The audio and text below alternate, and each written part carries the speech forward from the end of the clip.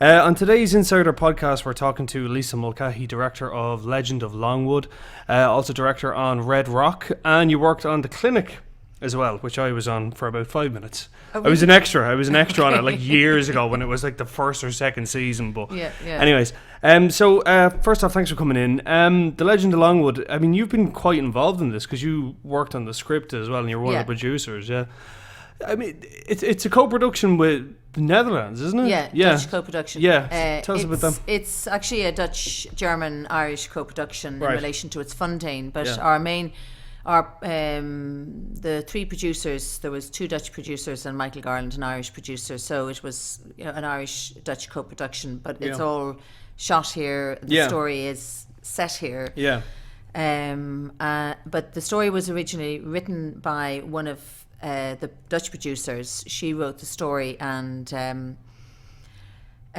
they were looking as to where they might shoot it because they knew it was a sort of magical story that it didn't necessarily have to be set in Ireland, set in New Zealand or somewhere.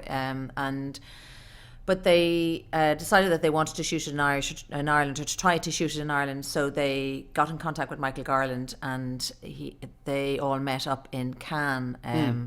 I think in 2012. I think that long ago, Yeah, I think so. When they initially met, I think it was 2012. Yeah, because we shot the film in 2013. So so we shot the film at the end of 2013. So they met up with Michael. The three of them liked each other, and then. So then Michael just gave me the script to read, because he often gives me scripts to read, and I read it, and it was charming, and there was a lot of, it was charming, and it had a lot of positive things. It was initially really actually for a much younger audience, for like 6-year-olds, 7-year-olds. But there were, the script needed a huge amount of work in it. There was lots of things that, for example, it mentioned at the very start of the script that the little girl's father had disappeared 4 years ago in a sandstorm, and that was never referred to again. And to me, that was kind of the emotional heart of the story. And so I met up with the three of them, and we just chatted about the script. And then, to cut a long story short, we ended up writing on the script, and then they asked me would I direct it. I mean, what made you sign on? Was it a case that you had worked on the script and you kind of had already an understanding of it, or was it a case of just like, I think this is a good story and I'd like to see it? I think the story had great potential, and also there was something very refreshing about working on a children's movie. As it turned out, when we actually went to film it, there's something very refreshing about working on a film that has a very definite audience. I mean, that's because, you look at Red Rock, I mean, I almost kind of look at this almost like a sort of a palate cleanser for yourself, like in that, like Red Rock is, it's very much, I don't want to say formulaic, but it is a sort of procedural, isn't it? It's like a soap, like it has like a very much a set storyline. You've got to get X amount of episodes done in that amount of time. Whereas this is, here's a beginning, here's a middle, here's an end. And it's that kind of work. I mean, was that why you signed on to it? I mean, had you already signed on to do Red Rock at this stage? Oh no, sure, Red Rock, I mean, we started, so that was 2012.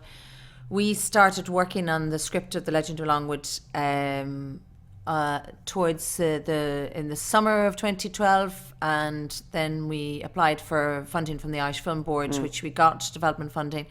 So then we were working on it like solidly, myself and Adagio, the Dutch writer, we were working on it solidly from kind of before Christmas of 2013, and we started shooting on the film on the 4th of November 2013, which is actually a really quick turnaround for getting to see a script to actually starting to shoot. It was a really fast turnaround. It's, I mean, look, it's a kind of a bit of a cliche to say it, but they say, like, you shouldn't work with kids and you shouldn't work with animals. On this, you're working with both. I mean, what was that like? It's great. Working with kids is great. Really? Yeah, well, I mean, one of the things that I love about working on Red Rock or anything is that working with actors is such fun, and it's just such a great thing to do, to be able to kind of dissect life and why we do things and how we do them. And to do that with children is brilliant, because We forget what we were like when we were children, and so true, it's really refreshing to work with kids. And all of the kids, they were all kind of 10, or they were generally 12, 13, 14, 15, that sort of age group, and it just was really refreshing working with them and just getting their take on things. And I loved it. I mean, like, again, just not to keep on it, but like, I mean, it's the kind of thing that strikes me that, the difference between it. Like, I mean, do you have a preference? I mean, would you if you had a choice between, okay, I can work on TV for the rest of my life, or I can work on film for the rest of my life, I mean... Well, film is very different than television. Yeah. And making a kind of a very cinematic feature film is very different than directing something like Red Rock. But essentially, it's all about dealing with feelings. And so the schedule of Red Rock, you're in and out in 5 weeks, to do 4 episodes. On The Legend of Longwood, I was working on it solidly for a year and a half. Really? Yeah. So from writing it to shooting it, and the post was 6 months. We had 6 months post. So the whole thing was a year and a half. Red Rock, I'm in and out in 5 weeks. Yeah. So it's a very different thing, but you're still doing the same thing. You're still prepping, shooting, posting. You're still working with actors and crews and stuff like that. You tend to have more time on feature films, but we shot The Legend of Longwood in 6 weeks, which is not a big schedule at all, considering that you're working with kids, and so you're limited when you're working with kids and you're working with animals, but you have longer to prep it. So the more prepped you are going into shooting on anything, the more you tend to get when you're actually shooting. Yeah. I mean, is it the kind of thing that, because again, I mean, it's kids, obviously, and they were great in it, but I'm assuming they're not terribly experienced. I mean, did you have any kind of room for improvisation in it, or did the script even kind of lend itself? Well, I would have rehearsed with them. Yeah. We didn't. It wasn't the sort of script that we improvised a lot. Yeah. We didn't. To be quite honest, I don't think we would have had time to do that. Yeah. It would be lovely to do that. But when it comes down to it, when you actually get to shoot these films, especially, if you're shooting like a really cinematic movie. We just, yes, of course we would have, when we went through rehearsals and stuff like that, we would have changed the dialogue and stuff that worked. But to actually be on set and be doing a lot of improving, especially with the children, there just wasn't really the time to do it. Some of them were experienced and some of them weren't. Yeah, that works out. The cinematographer as well, I know, I think he was Dutch, wasn't it? Yeah, Richard Van Oosterhout. Yeah, and I mean, it really does have a kind of gorgeous look to it. I'm just wondering, I mean, was it a specific choice to pick a non-Irish cinematographer? What I mean by that is that they can kind of look at it, because we'd be kind of jaded by it, that sort of way, like, but really, like... Well, you could say you would hope that Irish cinematographers wouldn't be jaded by the Irish scenery, but I mean, it is a good point. Our Dutch producers really wanted to have a Dutch cinematographer and a Dutch production designer, and in a way that didn't bother me, especially when I had seen the work that Richard had done. And so I was very happy to have Richard on board. And also, as you say, it is very interesting to work with somebody who sees things that perhaps we don't see anymore. Yeah. Exactly, yeah. And I'm not saying that an Irish cinematographer wouldn't have done just as good a job or as nice a job, but it was interesting working with them, Yeah. On Red Rock as well, I noticed as well that it does have quite a cinematic feel, and I am a fan of it. Like, I really am. Like, I do think it's an interesting show. I'm just wondering, I mean, since you did Longwood and then you did Red Rock, I mean, were there any lessons you took from Longwood that you brought to Red Rock? Well, everything that I do, every film or TV thing I do, I learn. Every day I learn something new. I kind of, even though I've done quite a lot of stuff, that's my second feature, did a lot of The Clinic, I've done a lot of Red Rock, I still feel that I'm only starting, because I do, because every day is different. Every scenario you're in, every situation, every moment that's happening in that scene is new or different. Do you know what I mean? It's a bit like life. So I kind of feel that I'm learning all the time. Red Rock is fantastic because you're in, out, you have to achieve so much in such a short amount of time. It's very ambitious what we try to do. it's incredibly ambitious, Yeah. and we aim high. We want, as much as we can be cinematic, we want to be cinematic with it. We shoot it like a drama. Yeah. And it's fantastic for any director to get it on a show like Red Rock is just a brilliant experience. Yeah, and plus as well, I notice. I mean, it's. I mean, you've been nominated for a Nifty yourself, and congratulations as well. But it is kind of, it's been put into the.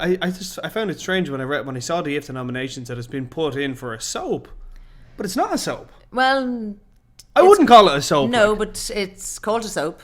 It's called a soap. So I mean, do you make the distinction yourself? Well, I mean, soaps, I suppose, they're long-running, continuing dramas. Yeah. And so the writers and the creators have to approach it in a different way than if you knew, okay, we're doing an 8-part drama. Yeah. So they're a very, very long-running thing, and so they have to be very carefully planned, where you have to know the characters well, you have to really plan for the future, but you also have to potentially keep things open as well.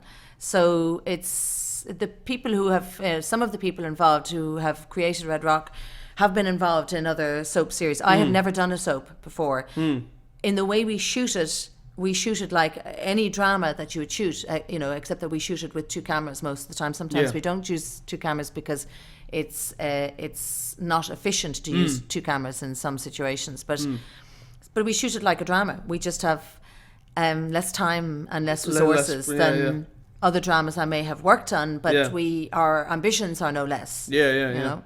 I mean, has the kind of the frantic nature of it, I mean, has it, I don't want to say has it given you pause, but I mean, is it the kind of thing that you would consider if you were to go, like, let's say tomorrow, if you're offered another drama series and it was like this, like another sort of thing that it's bang, bang, bang, bang, bang, I mean, would you take it on, or is it a case of, no, I want to do something that's, a 5-part series or a 6-part series? It depends what it is. It depends if it's good writing. Yeah. The writing is all important. I don't really want to be working on work that's I wouldn't regard as good writing. Yeah. And so I'd have to, it'd depend on what the series is. Yeah. I also have to earn money. Yeah, of course, as well. So I wouldn't do something that for the sake of it. I did it once in my life on a documentary. I did it because I just did it because I needed money, and I wasn't, and it was a disastrous experience personally for me, and I would never do that again. Really? Yeah. Okay. I won't ask you what it was.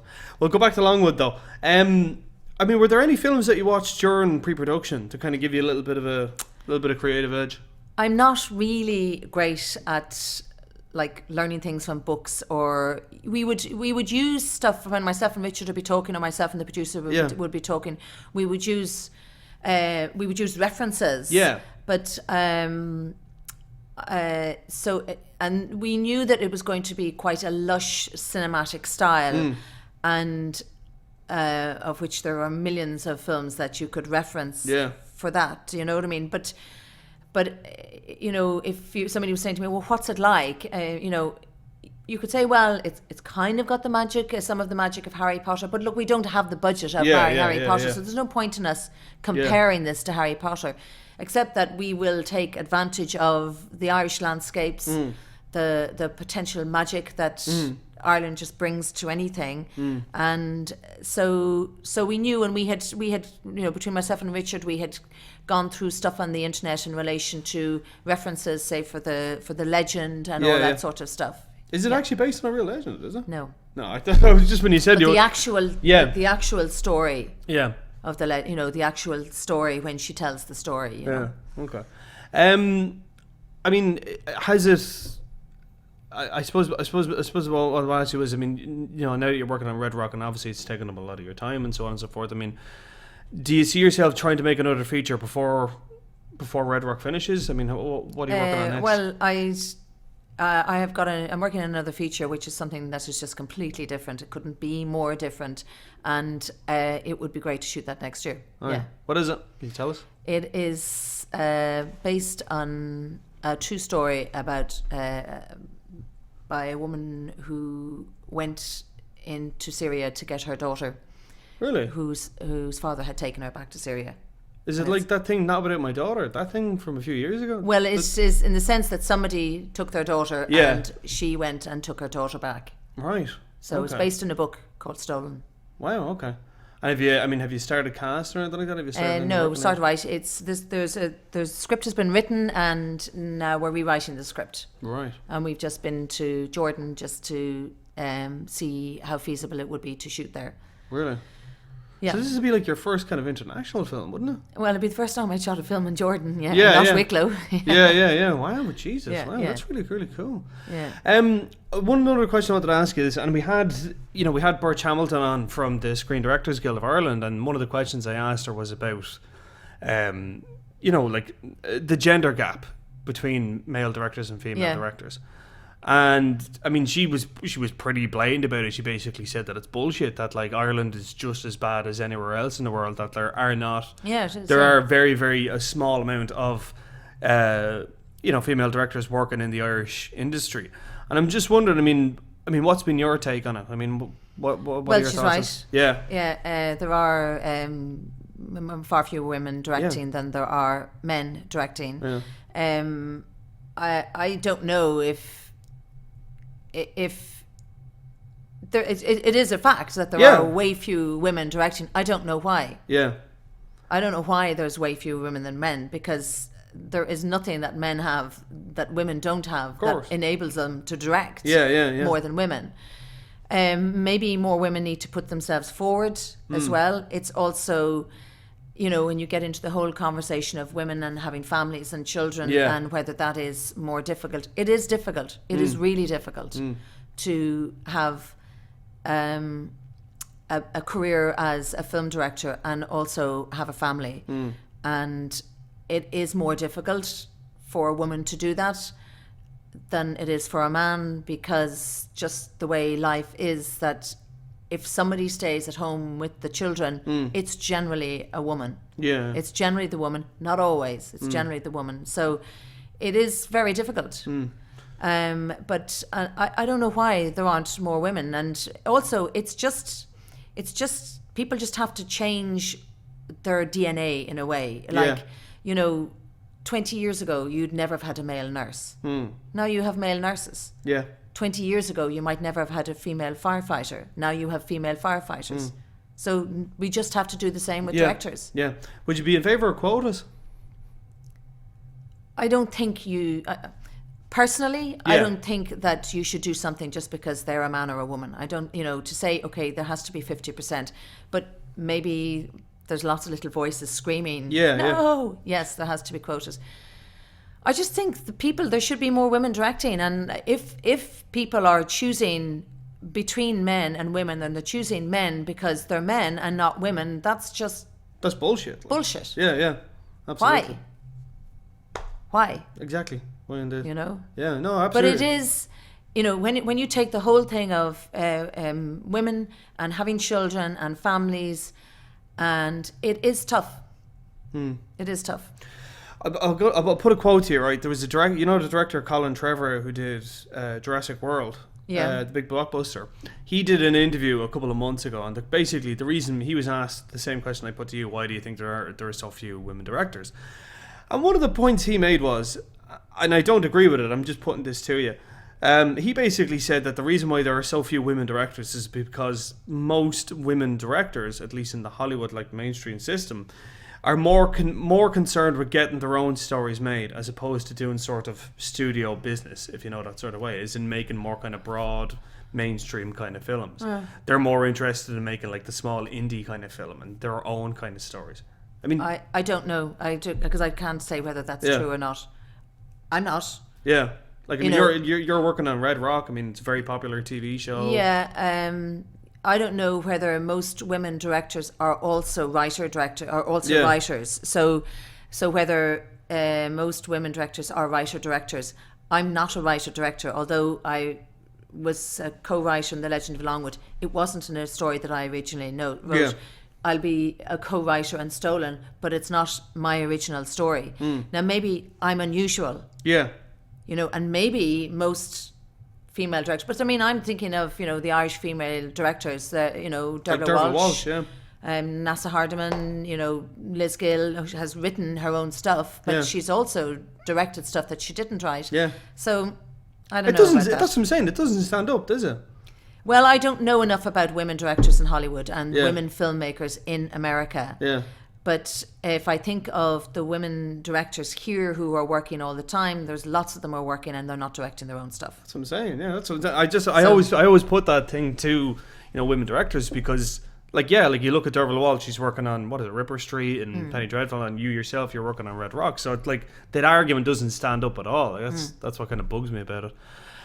Okay, final question. I mean, where do you see yourself working in about 5 to 6 years? I mean, do you want to continue on working in directing, or do you want to see yourself moving into producing, or how does it work? I would hate to produce. Really? Yeah, hate it. Why? Because it's a horrible job. Really? Yeah, I love directing. I love working with actors. I love, getting inside a story. I love working with the crew. I love the whole shoot. I would hate to be a producer and I'd be a terrible producer. Really? Yeah. It's a tough world out there. I'm not saying it's not a tough world for directors. It is a very tough world to get work. Yeah. But for producers to get the finance for their work is really tough. And I'd hate to do it. You hate to do it. Okay.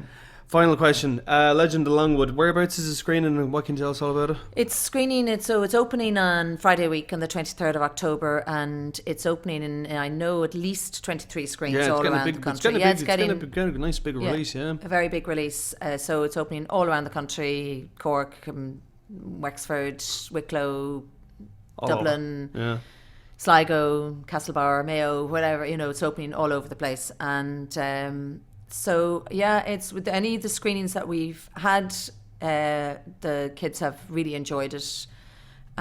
So I just hope that we can get people into the cinema, because I think once they do get into the cinema, they really enjoy it. It's just so hard to get people in. Yeah, to Irish films especially, yeah. Yeah, but there's very, very few live action children's movies. They just seem to have gone by the wayside, they're almost all of them now are animated, of which there are some brilliant films. But it's lovely to see real life people who perhaps can be, a child seeing a child of her own age is, it's like when I was growing up, you had heroes from movies, and I don't know how many children have heroes in animated movies besides Frozen. Frozen. Yeah. Jesus Christ. We won't go there. Okay, Lisa Mulcahy, thank you so much. You're very welcome. Thanks a lot.